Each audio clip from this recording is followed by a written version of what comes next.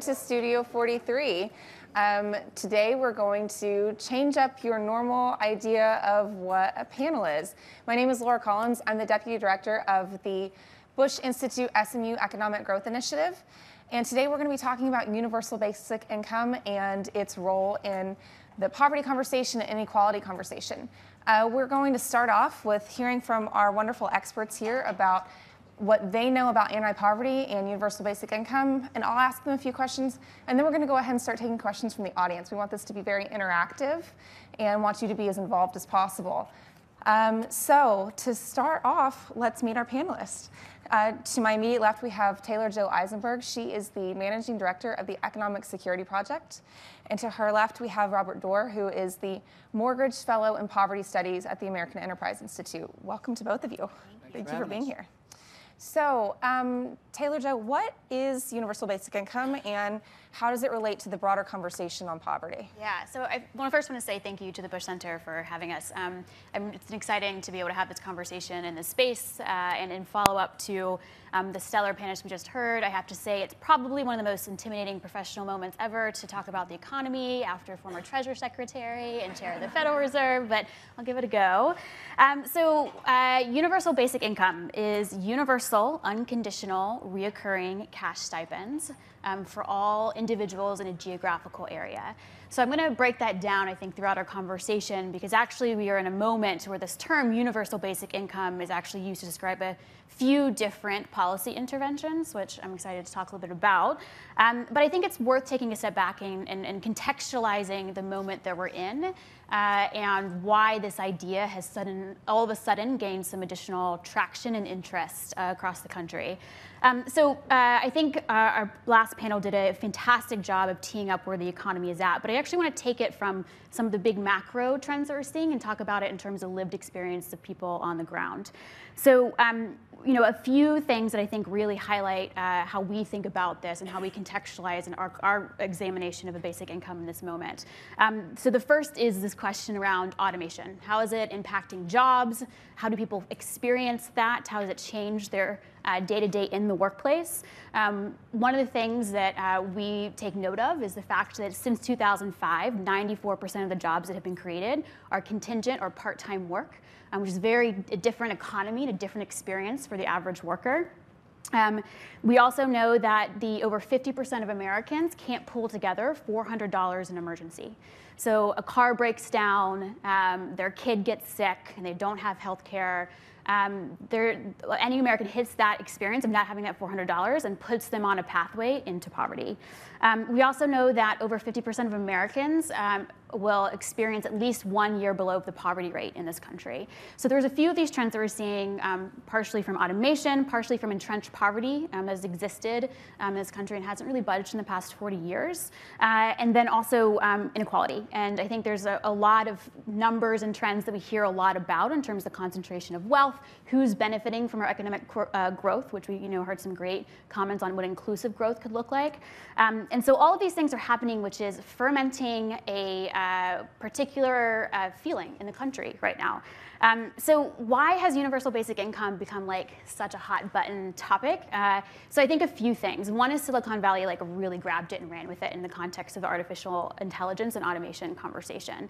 I think the second piece of this is that post the most recent election cycle, people realized there was a disconnect between the conversation we were having as a country and the actual lived experience of people on the ground. And so people realized that we need to start looking to some big ideas to really reflect people's pain and also attempts to grapple with some of this disconnect between people's inability to make ends meet with where the economy, this conversation around a growing and thriving economy.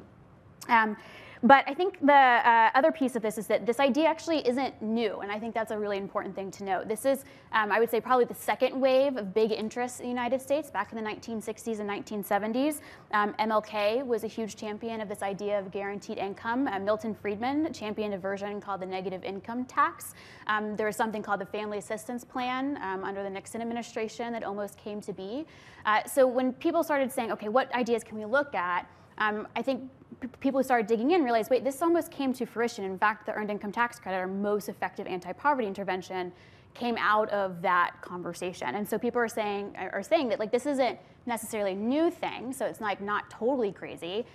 So let's maybe try it out and talk about it. I think you might disagree with me on that a little bit. But we also know that the foundation of this idea is based on a robust evidence base. So for those of you who follow the international development conversation, cash stipends and cash transfers are not a new idea, and in fact experienced a real revolution for the past decade, largely led by a nonprofit called Give Directly, has done a ton of randomized control trials to say, what does it look like when you just give people money, right? And in those cases, here in the United States, we've seen in past experiments that education outcomes improve, health outcomes improve, people don't stop working overall, which is always the thing that people grasp onto with this idea. We have evidence from that from a set of income experiments in the 1970s. There was the Mincome experiments in Canada. We had the Alaska Permanent Fund Dividend, which is a version of a basic income to turn to for evidence. So we know we're not basing this off of just a whim or kind of a philosophical idea, that there is evidence out there around cash as an intervention in terms of providing economic stability for individuals and families. So there's so much more to discuss, and I wanted to get in conversation, but I think the last thing I would just quickly note before we move forward is that people get attracted to basic income because it's supposedly a very simple idea, but I would say that's exactly not the case. The complexity of this idea lives in how you implement it question, in terms of how do you pay for it. Is it actually universal? Is that the best way to go about it? What could disqualify someone from a basic income? And does it actually tackle the right problem? And that's something that my organization, we spend a lot of time researching, exploring, talking to experts about, and I'm excited to bring that conversation into the room here. Okay. So first of all, I want to say that my comments are informed by the fact that before I came to AI, I spent 20 years working in social services programs in New York State and New York City, and saw how our various anti-poverty programs work or don't work. And as a result of that, I have great respect and affection for the motivation and for the spirit and for the generosity of people that support the universal benefit. But I also have to say I think it's not a really good idea. The main reason I'm concerned about it is the universality. We have a system in the United States which directs an enormous amount of assistance to people in the lower income part of our society. And what we would do here would be we would direct a significant assistance, $10,000 a year for 300 million Americans is $3 trillion, to everybody. And leaving aside the possibility that we can't afford the taxes that would be needed to pay for that, even if we did away with all of the welfare system that we already have, we would be in effect transferring commitments we've made to the poor and struggling Americans, whether those efforts are working as well as we like them or not is not the question, and moving those resources up the income scale. And I really don't think that's what we want to do if we want to address helping people that are struggling at the bottom. The second reason that I'm concerned about the universal benefit is that it does undermine the commitment and incentive to work. We know, or I found, in New York City at least, as I implemented welfare reform initiatives starting in about 1995, that work leads to people's earnings rising and their poverty status improving. They move up and out of poverty. Now, I'm not saying that we've safely gotten people into the middle class. That's a harder issue.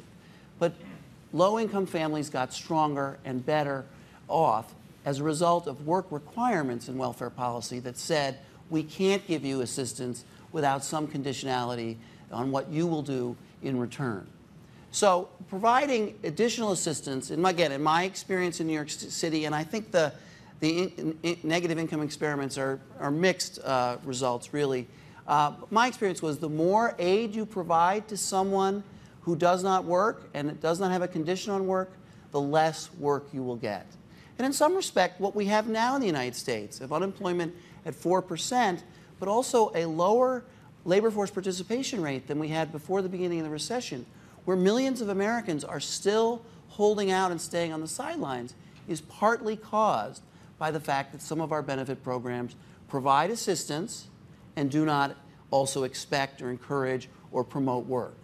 So the work disincentive is a very significant thing. And the last thing I'll say about it, it's not just to help those families raise their income or because I want everybody working. It's because work structures people's lives. It improves their health.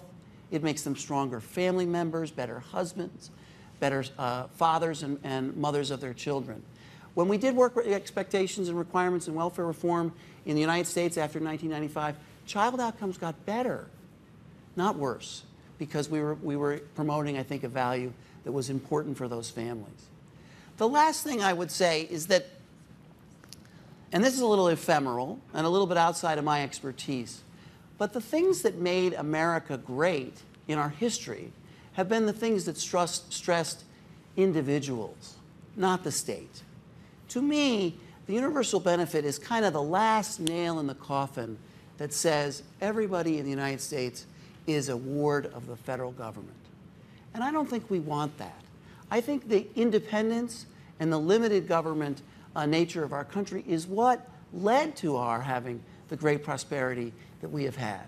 And I think that we need to remember that while we want to help, while we want to provide assistance, the real determination of someone's success resides with concepts like responsibility and family and independence. And I think we need to stress that. So again, it is a hot issue. It's a particularly hot issue on the West Coast. I'm happy to talk about the effects of automation, but it really does worry me. Now, the last thing I would say, and this is where it gets a little harder, because I'm the defender of the status quo, and no one wants to be the defender of the status quo, and poverty is a particular issue to be in that position. But over the years, it is a mistake for both conservatives and liberals to say we fought a war on poverty and poverty won. That's just not true. We have implemented a number of programs, the Earned Income Tax Credit, public health insurance, food stamp assistance, that have really significantly reduced poverty in the United States when we look at material hardship. Properly measured by what people are able to consume, consumption poverty is down below 10% and below 5% for children. It's a significant achievement, but it is incomplete.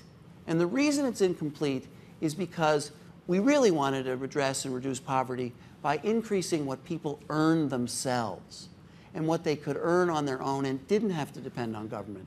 And there we are, frustratingly, pretty static. And too many Americans rely on certain forms of government assistance to supplement wages to bring them up the poverty level or to give them aid that keeps them in a kind of little better off, I acknowledge, but really not what we want. So when I think about what we need to do in the United States, I think about improving early learning programs and education programs, increasing skills-based training for all ages, improving the community college system so that we can get people trained in skills for the jobs of the 21st century. Those are much, in my opinion, more likely to be successful investments, and they are targeted. And they're something that we can afford and we should be doing. Universal benefit, I think, promises something that really could do significant damage to the people that we are most worried about at the bottom. I'm going to ask probably one or two more questions, and then I'd like to hear from all of you. So if you have a question that's already come up, go ahead and raise your hand. We have mic runners on the sides. Please wait for them to arrive, and I'll make sure and look for them. I want to stay on this work requirement issue and the intrinsic value of work, because it's one of the places that I think the divide ends up being really interesting. I think that, you have some people who really don't think that the work requirement matters, and others, I think it was Joe Biden that said that, work is just so fundamental to people. In the context of the work that I do, one of the things that I have heard over and over from people who have lost a job, whether it was to trade or automation or immigration, they say, well, yeah, I have a job, but I don't feel like it's as rewarding. Maybe their income is a little lower, maybe their standard of living has stayed the same because the cost of living has gone down, but they don't feel like what they're doing matters to them. And so, how do you reconcile that and that intrinsic value of what people do in terms of, can UBI just a little bit extra getting them up to what they earned before fix that? Is that something that can't be addressed? Yeah, I mean, sorry, do you want to go first? No, either way, I'm easy. I could go first this time since I went second. It's up to you.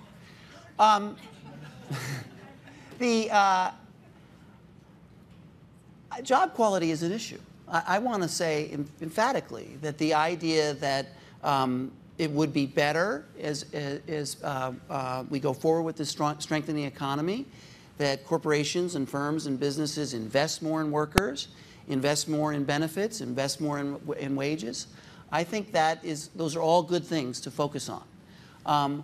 On the other hand, 80% of Americans and 70% of Democrats say that when we provide assistance from government programs, it's okay for someone who's able-bodied, that can work, to say we need you to do something as part of the reciprocal relationship between government and the citizen. And even in jobs that seem, I don't know how you describe them, unpleasant or demeaning, I think we find that the schedule, the community of work, provides a structure that is better than what we've seen in those who remain for long periods of time unemployed. There we see, when we do surveys and we ask, how are you spending your time? It's not really the most productive activity. And it has led, I think, to some really destructive activities. And I think that's what we have to be careful about. You know, civil society is not as strong as we'd like it to be. Churches, families, friends and neighbors, there are some weaknesses there. But one aspect of society that does provide some social capital that I don't think we should underestimate is being employed. You meet people, you're attached to a certain discipline, there's an engagement. I see it all the time in my experience in New York City. Mayor Bloomberg used to say, there's no dead-end jobs. There's no bad jobs. Every job is a step up. And that's why he promoted the great vitality of New York City's entry-level employment world. Hospitality, restaurants, retail. And those brought, I think, not certainly middle-class wages always, but they gave people a start, which is better than no activity at all.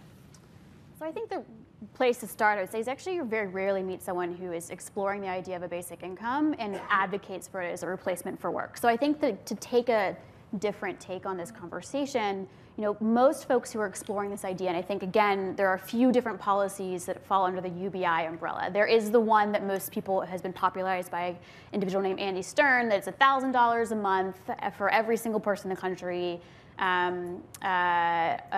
$12,000 a year. And for the record, also by an AEI scholar, colleague of mine, Charles Murray. Yes. Lovely man, but... They have very different takes on how to do this. But so there, and sometimes, again, this is where you get into the pay for question, is that some people will advocate for cashing in the social safety net as it exists. Other people talk about it in terms of getting rid of some, layering on top. But there's also versions, again, like the negative income tax, which is a significantly more efficient way of distributing the resources. Actually, a fully implemented negative income tax would cost less than our current social safety net. There's a great paper by academic Luke Schaefer at Poverty Solutions of University of Michigan that specifically explores that. There's also some interesting movement on modernizing, as they call it, the earned income tax credit. So the EITC, again, is the most effective anti-poverty, a cash program that is tied to work. However, it only recognizes a very traditional understanding of work that we've seen for the past 50 years. It does not cover caretakers. So someone who is at home taking care of an elder family member, someone under the age of 5, would not qualify for the income tax credit. Also students. I don't know if there's been a wave of attention paid to the fact that students, particularly, for example, in California, someplace in the South, are homeless, right? Like these students who are supposed to be at this moment in their life where they're seizing opportunity, don't have enough money in their pockets to actually be able to focus on their study. One of the things that one of our fellows says that I find so compelling is that we do have a version of a basic income in this country. It's called middle class parents, right? And so there are the fact that, like, when we talk about work, that our current social safety net defines work in a way that doesn't reflect the trends that we're seeing, which is a massive increase in people having to take care of elderly family members, taking care of children, students, and then again, also individuals who do have jobs. And I think this is something that's so important and fundamental to advocates of this idea, is that work is important. Work does provide structure. work is also changing and not paying enough. And by no means is basic income a silver bullet. And so I would actually answer this question, no, I think it is a, not the. But it does provide an income floor, a place for people to have some level of freedom and autonomy to start making some decisions for themselves. And I think the fundamental belief for people who support this idea is that people who live in poverty are no different than the rest of us, yet they just are born into different circumstances.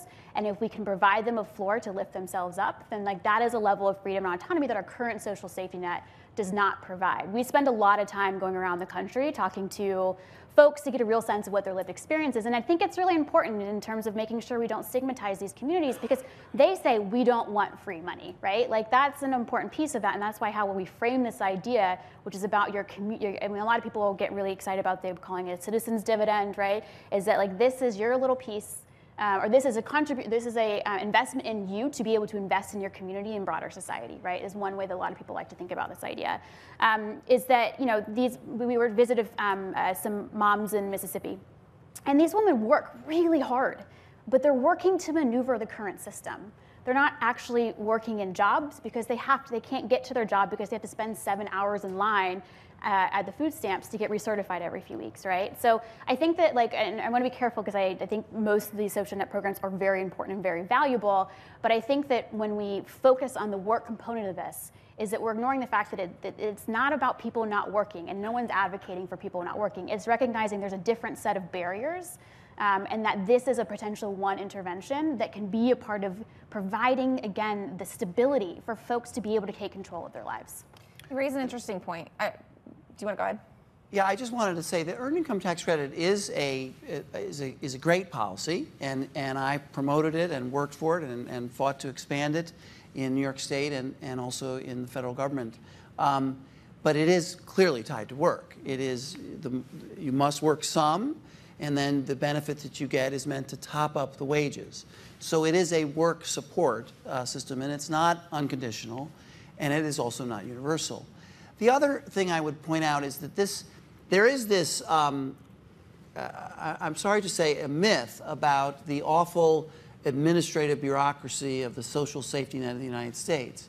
And I admit I'm a little defensive about this because that's where I come from. But Bob Greenstein did a great study where he showed the percentage of costs related to administration of all of the programs ranges from 1% to 9%, with a rough average of about 5%. So the SNAP program, the food stamp program, $70 billion, 5% of that is spent on administration. Similarly with the EITC, except even smaller. There isn't a great savings from eliminating all those bureaucrats. If there was, I would understand why people would be supportive of it. And a lot of effort has gone into making the application process and the recertification process as simple and easy, especially for people that really, truly have significant barriers. Seniors on disability, people who are working and can't take the time to apply. And some of that, I think, has gone so far that for those individuals receiving food stamp benefits or Medicaid coverage, for instance, and this is going to get to the topic that's a big discussion in the United States now, their recertification process is so simple and so easy, but that's even if they're not working at all. And so you have on the case record 0 earnings.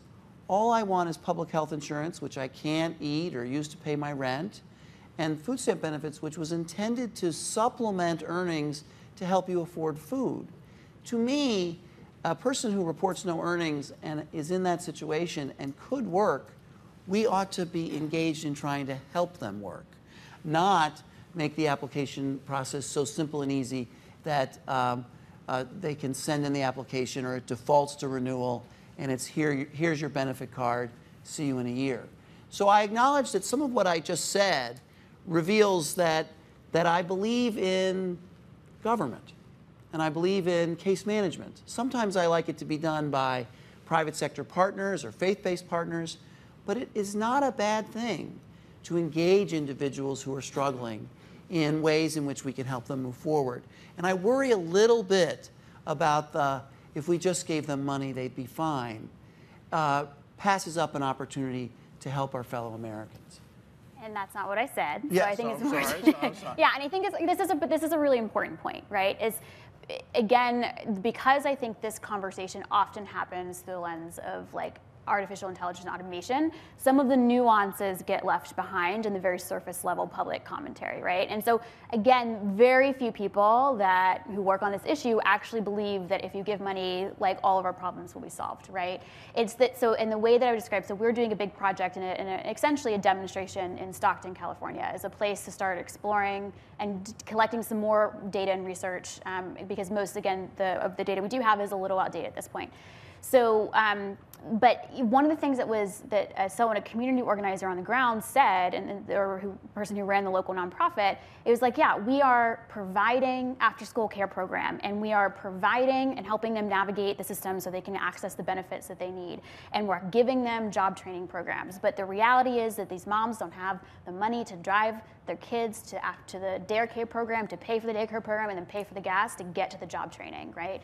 And so often the cost is not in the bureaucracy. And by the way, I used to work for the Roosevelt Institute, so I believe in government. There you go. I'm all on board with that. But there's a difference between a cost in bureaucracy and a cost in time. And I think that's the piece, is that there's so much research and literature around the scarcity mindset, that folks who living in poverty, the choices they have to make on a day-to-day basis, the stress that they endure, actually changes their decision-making calculus, makes them more short-sighted. Their brain chemistry changes when they're stressed because of lack of resources.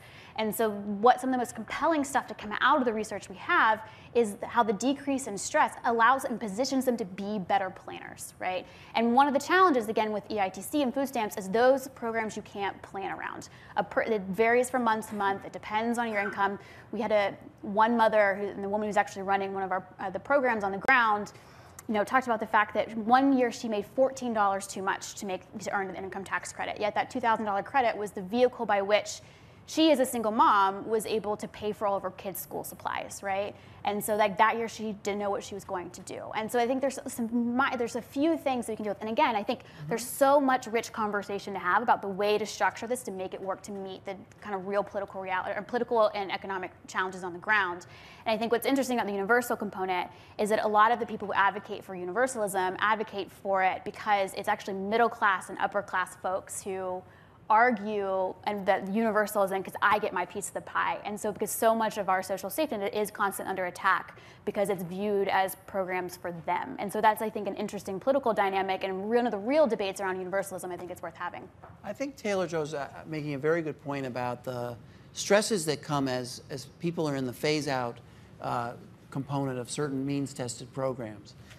There are marginal tax rates, and there are disincentives to take the higher wage job or work more hours. And that is something we should work on, and we should work harder on, and we could make progress.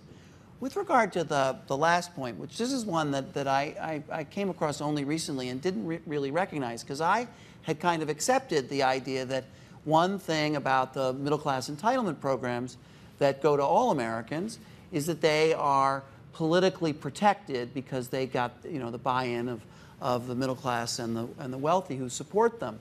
But actually, in the last 15 years, we have done a lot to increase our support for low-income programs, and we've done significant things to reduce Social Security. We raised the retirement age, and that was, in effect, a cut in benefits. So I'm not exactly sure that it's really true that our social benefit programs are so under attack. And I would point out that here we are now in a Republican-controlled Congress and a Republican president, and in this year alone, we increased the child tax credit for the refundable portion. That is the portion that goes to people who are below 200% of the poverty, and mostly single parents, by $15 billion in the recent tax bill. Significant increase in what some people would call the welfare state. And then in the congressional resolution that passed the budget that people were concerned about, we increased child care, the funding for the child care block grant, which goes out to support subsidized child care in every state in the country. We almost doubled that. So I think the issue is not a sort of a competition for resources. I think it's more about how do we make these programs more effective at providing people training, providing people work experience, and helping them move up beyond just being above the poverty line. And that's a real challenge, and that's a hard challenge. So I do want to be clear. The status quo is not perfect.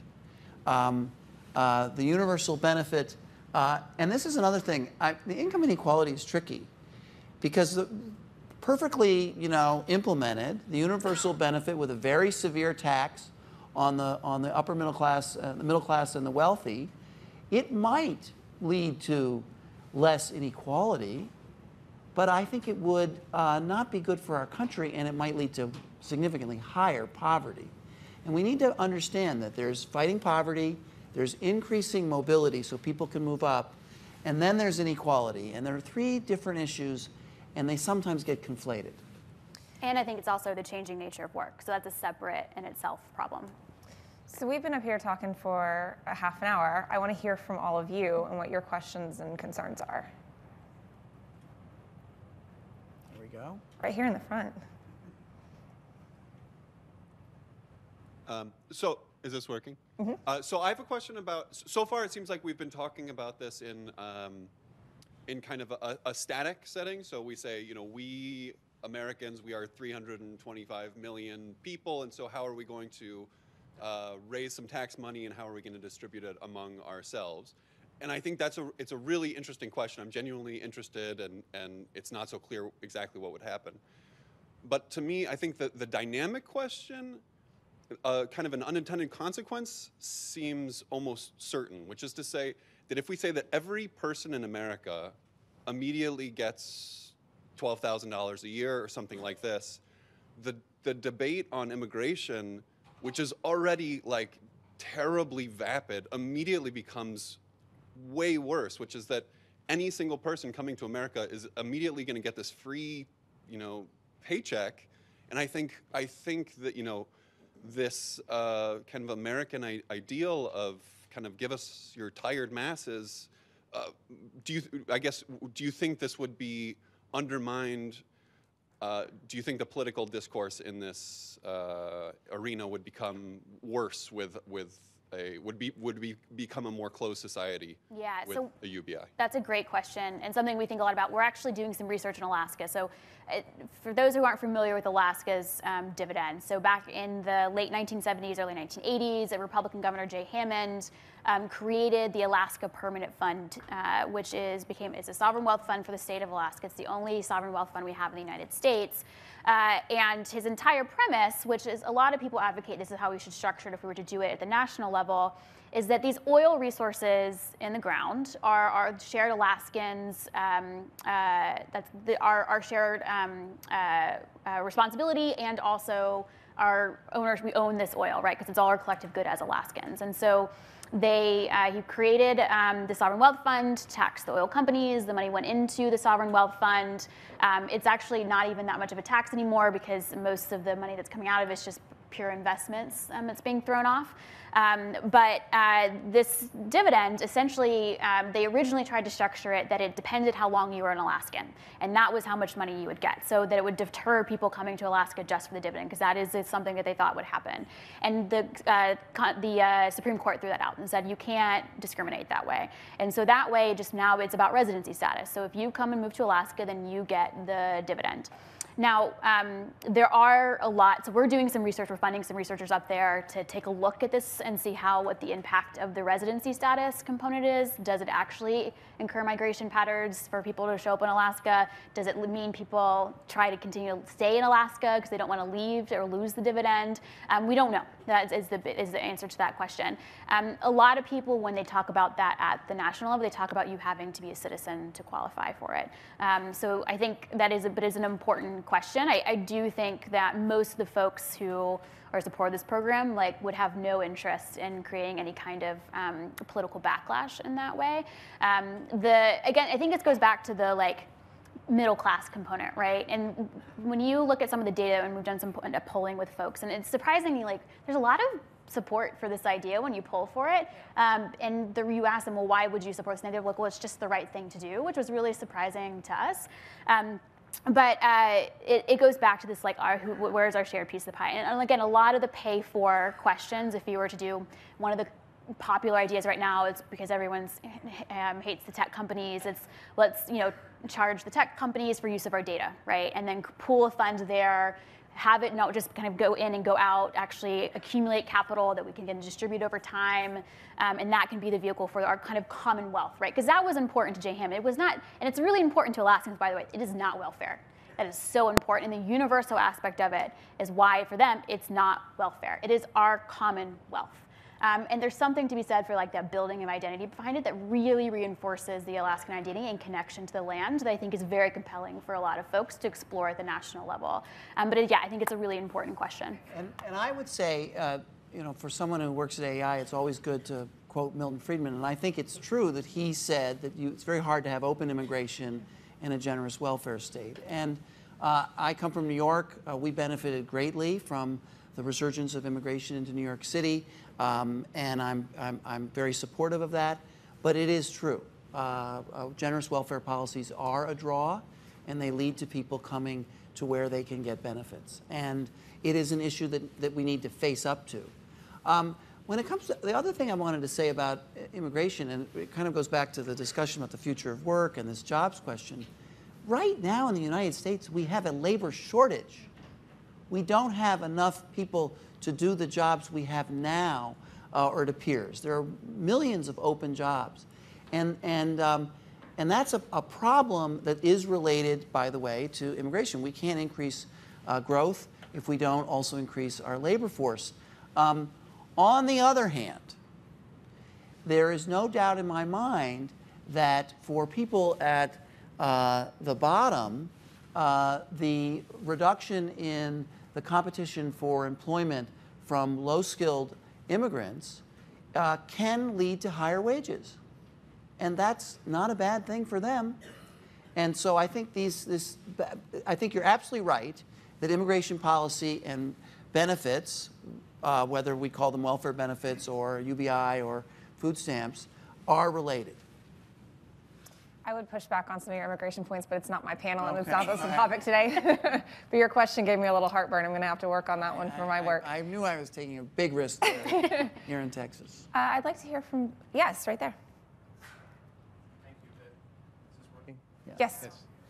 Okay. The first question, the gentleman used the word static, and I think our conversation is static in a different way. So at least in the popular press, UBI is all about artificial intelligence and a future where we have 60% less nurses, 20% less teachers, 50% less accountants. And so I'd like to see the conversation move towards the context of massive job loss rather than where we are in this conversation, which is sort of an incremental analysis of where we are today. Yeah, so it's funny. Normally, I get critiqued for being too futuristic, so I appreciate being pushed in the opposite direction. So the challenge right now with the automation and artificial intelligence conversations, we just don't know that much, right? Someone mentioned earlier today that 50% of the jobs open, we just don't even know what they're going to be in the future, right? So there's kind of two, I would say, general consensus that we hear. So one is, let's call it the Silicon Valley consensus, which is this coming robotic age we're on the verge of it, right?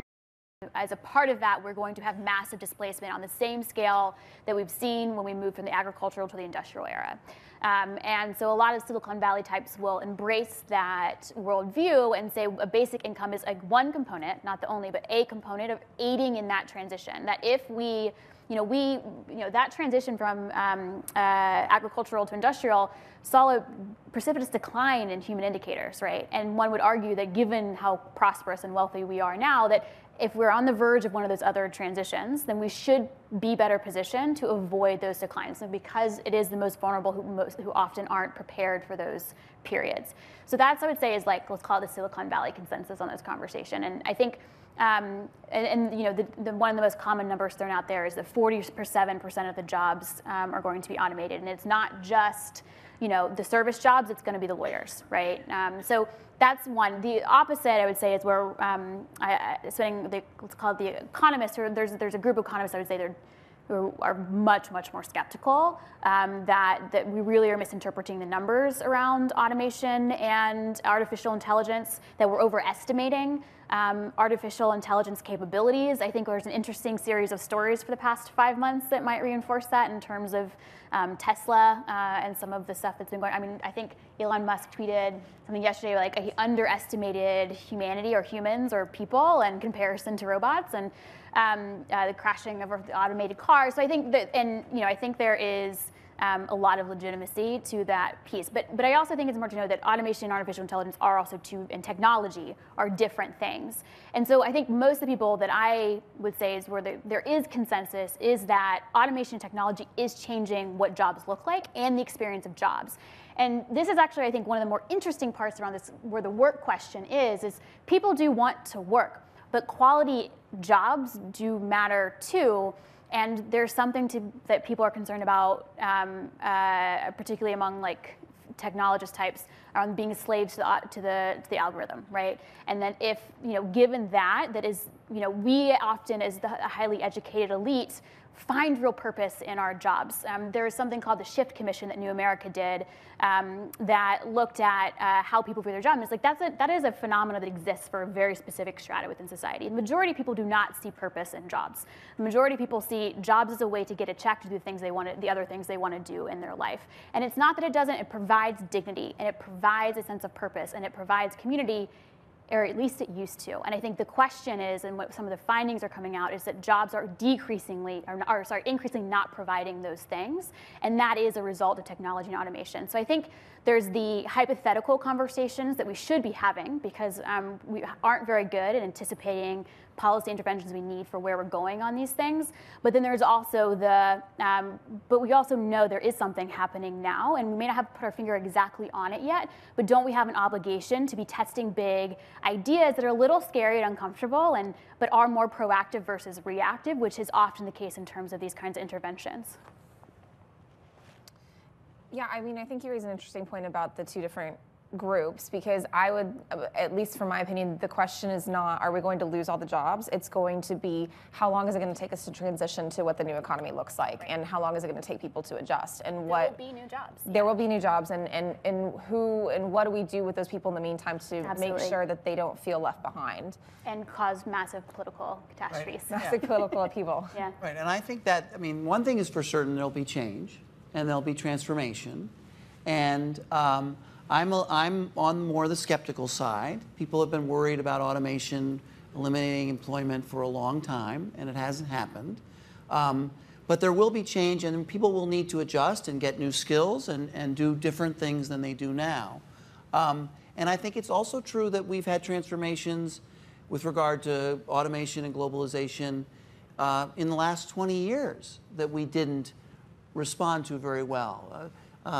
Biggest example is in manufacturing, where the number of employees dropped dramatically. The production went up or stayed strong, but just many, many fewer people are working or were working between 2000 and 2017 in manufacturing.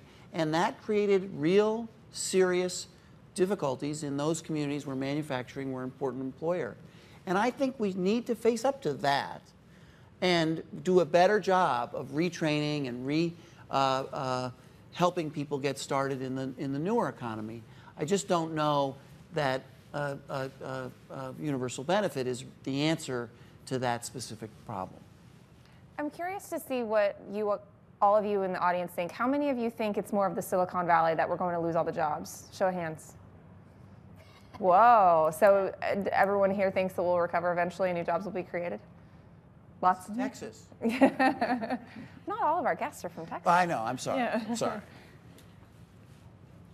Who else has questions? I see a hand up there. Hi there. Thank you for your comments so far.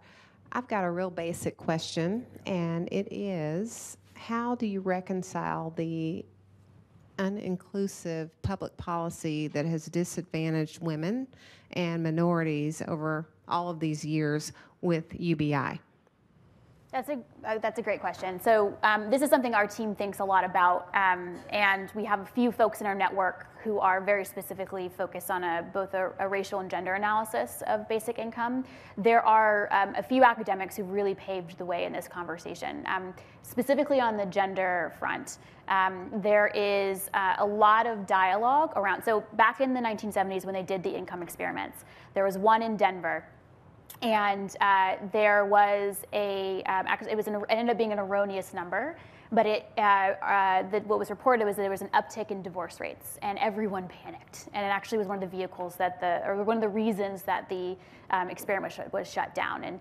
And come to find out that was actually a statistical error. There wasn't a massive uptick in divorce rates, but it's an interesting idea because a lot of folks argue, women left because they were in relationships they didn't want to be in, and so and the reason they didn't leave was because of economic hardship or lack of economic independence. And so that's why the conversation around household versus individual for any kind of benefit is that you'd want to make it individual to make sure that an individual has the choice and autonomy within a specific relationship.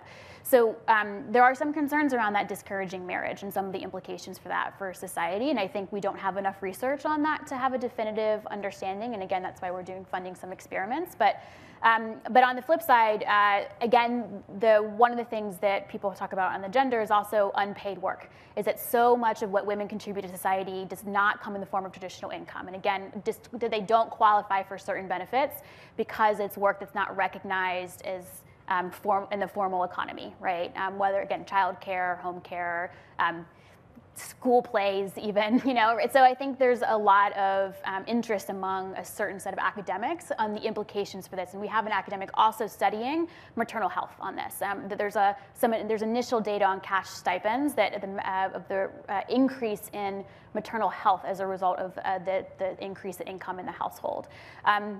And it's important to note, by the way, that cash, some of the biggest benefits go to children. That's where you see the biggest, and so there's one of the policies that there's a lot of advocates for is the child allowance, right? So if you're targeting, if you don't want to provide it to everyone, a child allowance, which a lot of other countries have, it's also not a new idea, is a way to target the resources to have the biggest impact.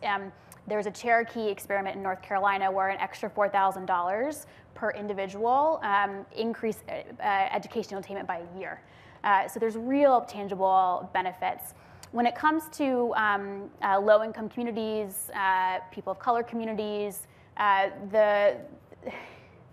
a controversial point, so I'm trying to be careful about this, but wealth is concentrated among white people, and so any kind of attempt to re-examine that and think about how that's distributed differently would have a pretty substantial impact in terms of wealth concentration and among wealth concentration among certain communities. Again, so important to note that it's not a panacea. It won't solve everything. It won't deal with some of those disparities that are very deeply rooted in housing policy, current benefit structures. But a lot of, I think, again, one of the things that really drives advocates of a guaranteed income is in the tradition of MLK, is this idea that dignity for the poor. And the dignity for people that so many of our systems are built to say you're undeserving and really challenging that notion. So Taylor Jo and I have discovered that we both have lived in Brooklyn, she now, and I wish I could get back there. We moved there when I was 7, when my father took a job running an anti-poverty program in Bedford-Stuyvesant at the request of Robert Kennedy. He had worked at the Civil Rights Division during the 1960s. And so issues of inclusion and justice and racial imbalance in the United States are important to me and ones that I'm concerned about. But when it comes, and I would like to also say with regard to gender that these issues about valuing women's work in the home, or either parent's work as a child care provider or as a provider of care to an elderly parent, is something I think worthy of discussion. We could address that, we could talk about that without going all the way to a universal benefit. And I think in that regard, this discussion is bringing ideas forward that I think are worth serious further consideration. But having said that, I do worry a little bit about a cash benefit paid as a result of a concern about not enough employment or not enough, I worry, I'm not saying this is how I would see it, but as a worry that not enough, that there is a portion of our population that doesn't have the potential or the assets to be helped to find employment in the new economy. And I think that wouldn't be right either. And I think we need to, I work for Arthur Brooks, he likes to talk about potential and dignity and treating people as assets, not liabilities. And that's why I want to focus on early learning and skills-based training and vocational education and apprenticeships as opposed to only transfer payments. We have time for one more question. Right here.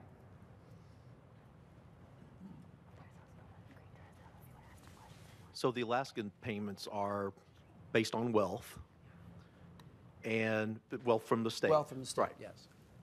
These are wealth payments not based on the creation of wealth of any kind. So its economic sustainability just seems questionable.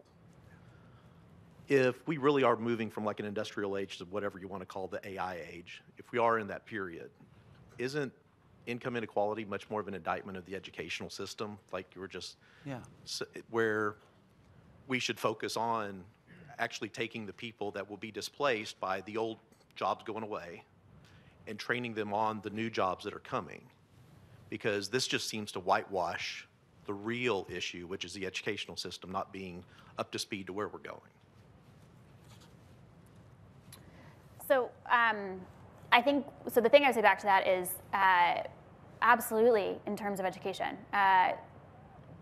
To be honest, I think it is actually a national shame, the state of our education system right now, and how we have seemingly forgotten that this should be a core issue, that every administration, the way that the Bush has really put front and center, should be front and center for every administration moving forward, right?